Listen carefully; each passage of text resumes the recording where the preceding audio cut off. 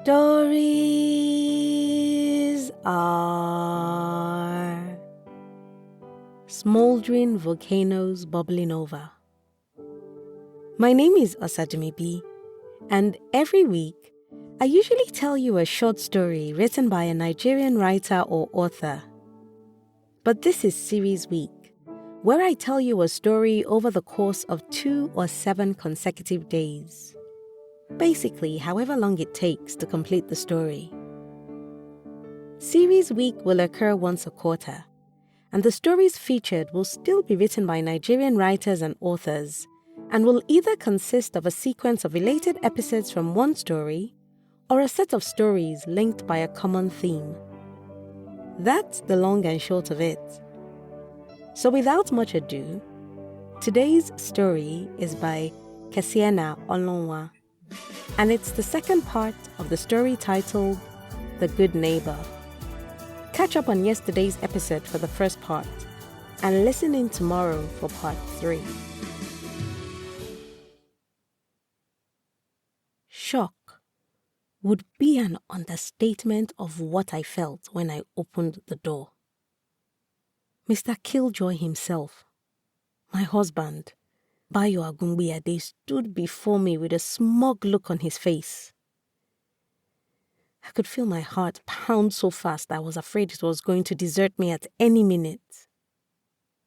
Bayo never showed up unannounced. Why was he here?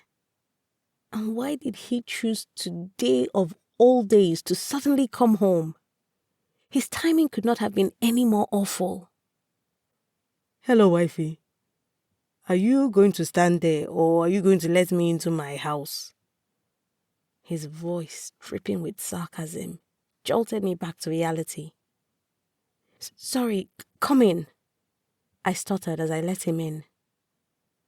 Are we going somewhere fancy? He asked, looking me up and down. Something like that. Darn it, I was fumbling for words. And who is the lucky guy? Well, it's the... And where is my daughter? Where is Elora? He asked with a raised eyebrow. She's at the neighbor's. The neighbor's? The doorbell rang, and I knew it was Alex. The timing could not have been worse if I planned it. Car crash loading, and there was no avoiding it. I opened the door to an impeccably dressed Alex. Why did he have to show up looking so good? 1,000 scenarios flashed through my mind as I stood at the door, still fumbling for words. Should I send him away and end our so-called first date before it began? If I did, who was I going to tell Bayo was at the door? Gosh, I was in a fix. Why was I getting so worried? Hadn't done anything bad. Or had I? Wow, you look stunning, Alex said out loud. I knew Bayo heard him. Are you going to let me in? Alex asked, puzzled. Who knew it was possible for deja freaking vu to occur minutes apart? Similar question, same spot, different guy. Well, I don't think that's a good idea. Why not? He asked as he let himself in. I wanted the ground to open and swallow me whole as he came face to face with Bayo. The tension in the air was palpable as Bayo glared at Alex. But Alex was not fazed. Hello, I'm Alex. You must be Bayo. He extended his hand in greeting. As I expected, Bayo left his hand hanging. Alex, it is good to put a face and name to the man screwing my wife. My mouth flew open in shock. I could taste salt in my mouth as my anger began to boil over. Screwing! I blurted out with absolute disdain. How could he even say those words? Had I lost that much faith in his eyes? Bayo, On what grounds are you making such a vile accusation? I asked, trying hard to control my anger. Vile accusation. Is that what you're going to call it? You loose woman. You think I don't know what you've been doing behind my back? God. Loose woman. Bayo, me. How dare you? I have been nothing but faithful to you, and what do I get in return? Accusations from someone who is obviously the loose one. Tell me, which one of us has their lover standing in our marital home? He sneered. Your wife is far from being a loose woman, Alex stated. Says the one who is screwing her, Bayo retorted. You know what? This misunderstanding is getting way out of hand. I will leave you two to sort it out before I say or do anything I will regret. Good night, Fisayo. Bayo, it was nice to meet you. Great. Run away. You are not even man enough to face me. Alex kept on walking away. You know what? I am not doing this with you tonight, Bayo. It is obvious you're here with a personal vendetta, and I cannot deal with that right now. I am going out to dinner as I planned. I picked up my bag and headed for the door. Fisayo, if you leave this house, we are done. I paused for a moment, deciding to call his bluff. I walked out the door. I stood out front for a few minutes, trying to gather my thoughts. Okay, Bayo walking in on me, dressed to impress, and about to go out with another man was not my finest moment. But it was a misunderstanding that could be cleared up, not grounds for divorce. Something was off, but my mind was too mumbled to think of what. I was hungry. I needed food and good company to help clear my head. My legs felt like jelly as I walked towards Alex's house. I took a deep breath and pressed the buzzer. The door swung open almost immediately. It was like Alex was waiting for me. I could see the look of worry in his eyes. I tried to compose myself, but my emotions betrayed me as the dam of tears burst its banks. He hugged me and I lost myself in his arms. After a couple of minutes, he steered me to the kitchen and sat me down at one of the bar stools. He made a cup of chamomile tea and watched as I sipped. He didn't say a word until he was sure I was calm and relaxed. How do you feel? He asked as I took a bite from the cookie he offered me. Okay, considering. I responded, managing a fake smile. Are you still up for dinner? My treat. You deserve it. But I will not divulge my pancake recipe until you take me out to dinner. I chuckled in spite of myself, dissipating whatever tension was left. He gave a boyish smile, satisfied I was indeed okay. Then he extended his hand and helped me to my feet. Soft jazz welcomed us as we were ushered to our table in a private seating area at the restaurant. Alex pulled out a seat for me and made sure I was comfortable before he sat. The waiter came by a few minutes later and took our order. The restaurant was dimly lit and had a calming vibe. The waiter brought our drinks, and our gastronomic feast of a meal followed shortly after. I was in foodie heaven.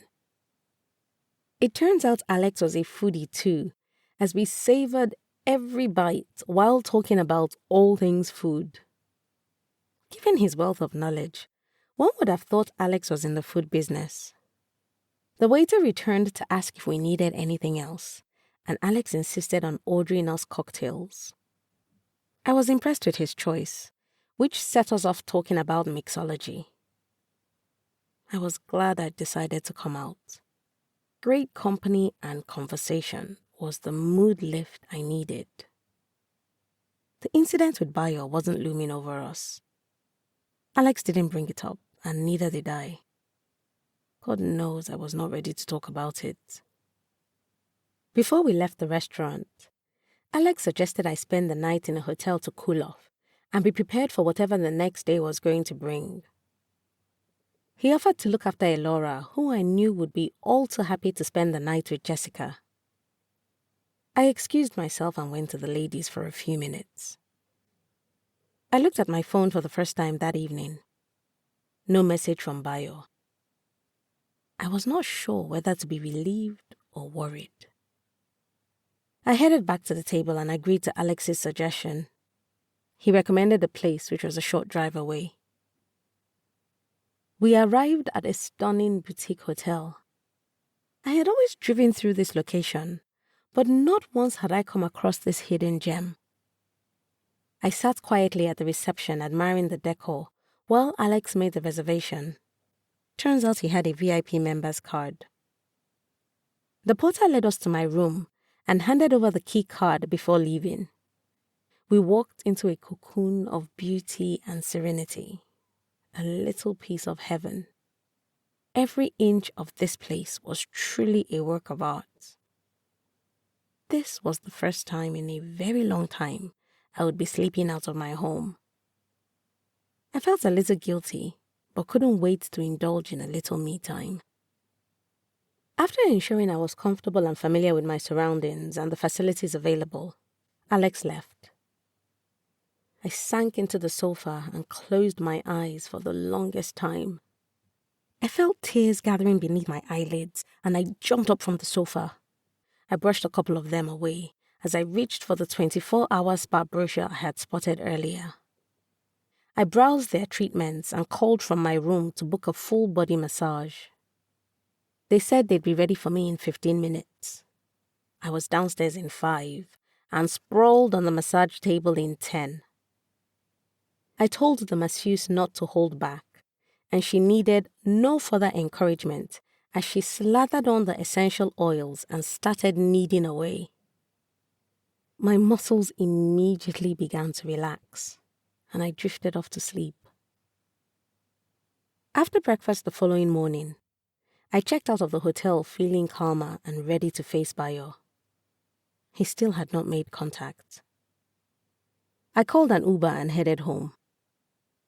On the drive back, I tried to remind myself of the conversation points I had outlined while taking a shower, but my mind was racing, wondering what might have transpired in my absence.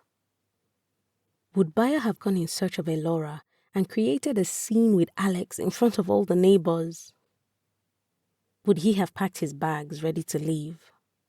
Or maybe he had packed my bags. I tried but failed to stop my mind from painting the worst-case scenarios. My stomach was in knots by the time my estate came into view. I was a little relieved to not see a scene in front of our house. I thanked the Uber driver and got down. My heart was pounding as I walked to the door. I took a deep breath as I opened it. The house was quiet. I walked in and out of rooms, but there was no Bayo. I walked back into the living room and caught sight of a piece of paper on the dining table. I walked over and found a handwritten note. "You will be hearing from my lawyers." This was not a dream. A divorce was imminent.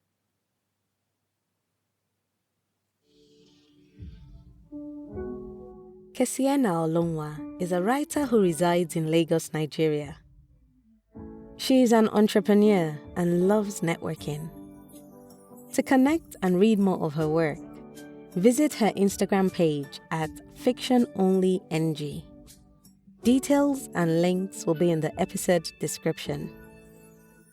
If you've got a story you would like to be featured on this podcast, or a published book you want to make into an audiobook, send an email to info@osadumebi.com or send me a message at osadumebi on either Facebook, Instagram, LinkedIn, or X. I look forward to collaborating with you. And if you've enjoyed this week's episode, please subscribe, leave a review, and tell someone, everyone, that stories